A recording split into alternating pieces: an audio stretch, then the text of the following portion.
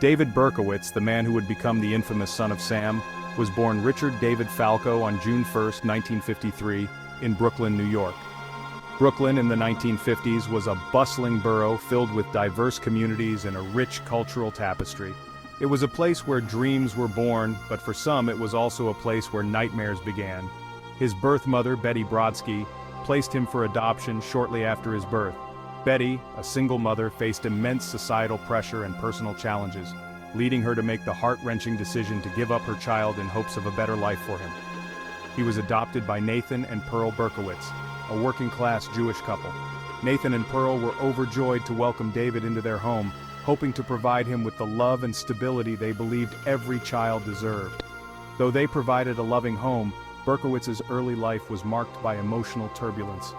Despite their best efforts, Nathan and Pearl noticed early signs of distress in David, who often seemed lost in his own world. His adoptive parents were loving, but struggled to understand his increasingly withdrawn and disruptive behavior. Family dinners, once a time for bonding, became tense as David's behavior grew more erratic, leaving his parents worried and confused. He was described as a lonely child with few friends. At school, David often found himself on the fringes, watching other children play from a distance, feeling an ever-growing sense of isolation. He developed an unhealthy fascination with fire setting and petty theft. These early acts of rebellion were cries for attention, a way for David to express the turmoil he felt inside. Berkowitz's intelligence was above average, but he struggled academically, finding solace in a world of fantasy and increasingly dark thoughts. Books became his escape, a way to drown out the chaos of his mind, but they also fueled his darker imaginings. His teenage years were no less troubled. As he grew older, the weight of his inner demons only intensified, casting a long shadow over his adolescence. He was bullied for his large size and awkward demeanor.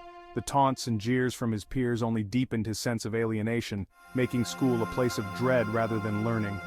The death of his adoptive mother, Pearl, in 1967, devastated him.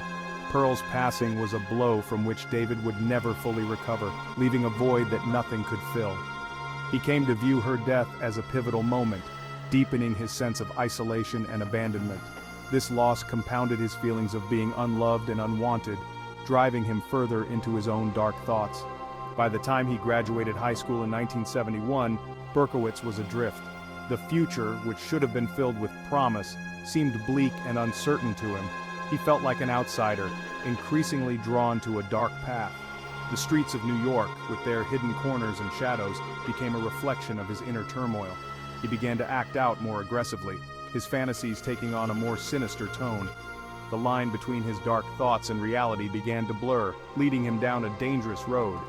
Unbeknownst to those around him, a storm was brewing within the young man, one that would soon explode in a terrifying display of violence. The signs were there, but few could have predicted the horror that David Berkowitz would unleash upon the world. As the investigation intensified, detectives began to piece together the clues that had eluded them for months. Each piece of evidence, no matter how small, was meticulously analyzed and scrutinized. It was a parking ticket, issued near the scene of one of the shootings, that would ultimately lead to David Berkowitz's capture. This seemingly insignificant piece of paper became the key to unraveling the mystery. The ticket was traced back to Berkowitz, and it finally broke the case wide open. On August 10, 1977, after months of fear and speculation, Berkowitz was arrested outside his Yonkers apartment. The infamous son of Sam had been caught, bringing an end to his reign of terror. The city of New York could finally breathe a sigh of relief, knowing that the man responsible for the brutal killings was behind bars. Following his arrest, David Berkowitz confessed to the murders, shocking the entire nation with his chilling admissions. He claimed that he was commanded to kill by a demon that possessed his neighbor's dog, a story that added an eerie and almost surreal element to his already terrifying crimes. The courtroom was filled with tension as Berkowitz's mental state was brought into question. Lawyers debated whether he was truly insane or simply fabricating his story to avoid the harshest penalties. In the end, after much deliberation and expert testimony, he was found competent to stand trial. The judge sentenced him to 6 consecutive life terms in prison, ensuring he would never walk free again. The reign of the son of Sam was over, bringing a sense of relief to the city that had been gripped by fear for so long. But the scars he left on the city would never fully heal. the memories of his brutal attacks lingered, a haunting reminder of the terror that once stalked the streets of New York. In prison, David Berkowitz claimed to have found religion, embracing Christianity and even calling himself the Son of Hope instead of the Son of Sam. Despite his newfound faith, his parole applications have been consistently denied. Authorities believe his crimes were too heinous to warrant release, and many of his victims' families have spoken out against the possibility of parole.